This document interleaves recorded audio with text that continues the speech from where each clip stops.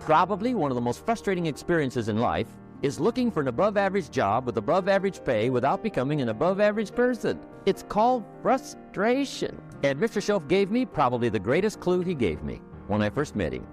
He said, Jim, if you want to be wealthy and happy the rest of your life, just learn this lesson well. He said, learn to work harder on yourself than you do on your job. Then Mr. Shelf gave me probably one of the most important clues among so many things he taught me, but this was in those early days.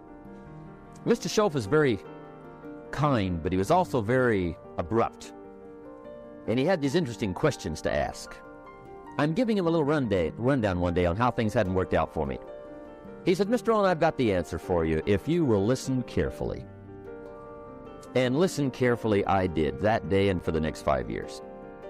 If somebody's wealthy and happy, you gotta listen. He said, Jim, I've only known you a short time. But he said, it's already my honest opinion that for things to change for you, you got to change. That wasn't quite the answer I was looking for.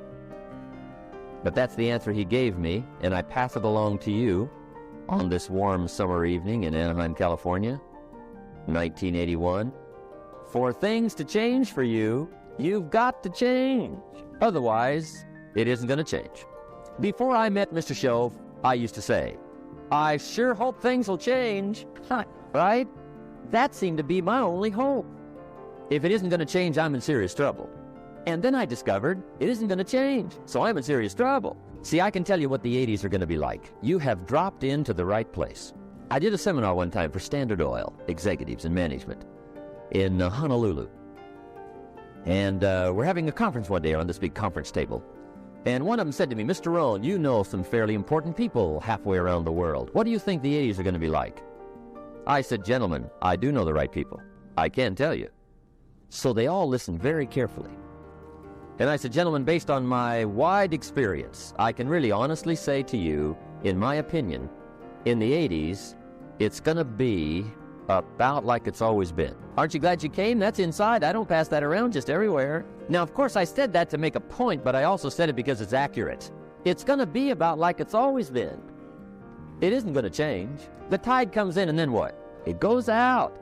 For 6,500 years that we know of, recorded history, and probably long before that.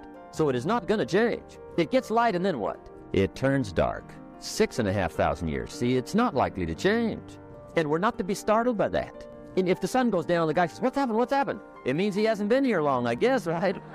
It always goes down about this time. The guy says, well, I don't like that arrangement. Well, you got to talk to somebody besides me, right? It gets light, then it turns dark. In rotation, the next season after fall is what? Winter. Pray tell, how often does winter follow fall?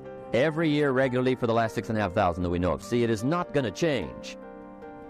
Now, some winters are long, and some are short, and some are hard, and some are easy, but they always come right after falls. It isn't going to change. Sometimes you can figure it out. Sometimes there's no way to figure it out. Sometimes it goes well. Sometimes it gets in a knot. Sometimes it sails along. Sometimes it gets in reverse. See, that's not going to change. The last 6,000 years reads like this: opportunity mixed with difficulty.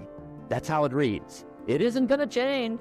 The man says, well, if it isn't going to change, how will my life ever change? Answer, when you change. And whether I'm talking to high school kids or business executives, my message is always the same. And it goes like this: the only way it gets better for you is when you get better. Let me give you the 4 major lessons in life to learn. Here's 4 majors. It's good to study the majors. In our weekend seminar we teach, some people don't do well because they major in minor things. You've got to be on the lookout. At the end of every week, end of every month, you got to check, make sure you're not spending major time on minor things. Hey, we go through that whole series. Majors and minors. Now, let me give you 2 phrases before we get to the 4 majors. This will set it up and you'll see where I'm going. 2 key phrases for your notes. Here's the first one. Life and business is like the changing seasons. That's the first phrase. Life and business is like the changing seasons. One of the best ways to describe life, it's like the seasons.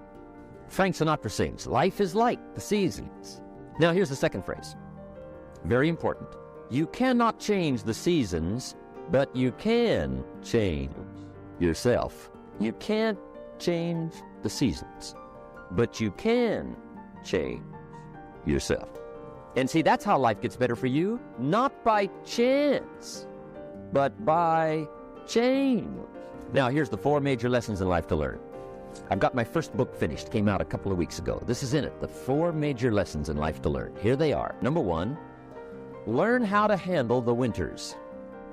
That's lesson 1. They come right after falls with regularity. Some are long and some are short and some are hard and some are easy, but they keep coming. You must learn to handle the nights. They come right after days. You must learn to handle difficulty. It comes right after opportunity. You must learn to handle recessions. They always follow progressions. For the last 6,000, see, it isn't going to change. The lesson you must learn is how to handle it. And there's all kinds of winters, right? The winter when you can't figure it out. The winter when it all goes smash. The winter when it turns belly up. The winter when it won't work, when you've run out of money and you've got a broken heart. See, those are winter times. There's all kinds. Economic winters, social winters, personal winters. When your heart is smashed in 1,000 pieces and the nights are unusually long, your prayers seem to go no higher than your head. It's wintertime. Barbra Streisand sings, "It used to be so natural to talk about forever, but used to be's don't count anymore. They just lay on the floor till we sweep them away. You don't sing me love songs, and you don't say you need me, and you don't bring me flowers anymore." A song of winter. But see, the disappointments come. Those are normal. That's part of life. But the question is, how do you handle it? How do you handle the coming winters and the disappointments and the downtimes? Well, you can't get rid of January by tearing it off the calendar. But here's what you can do. You can get stronger, you can get wiser, and you can get better. The winters won't change, but you can. And that's how life changes for you.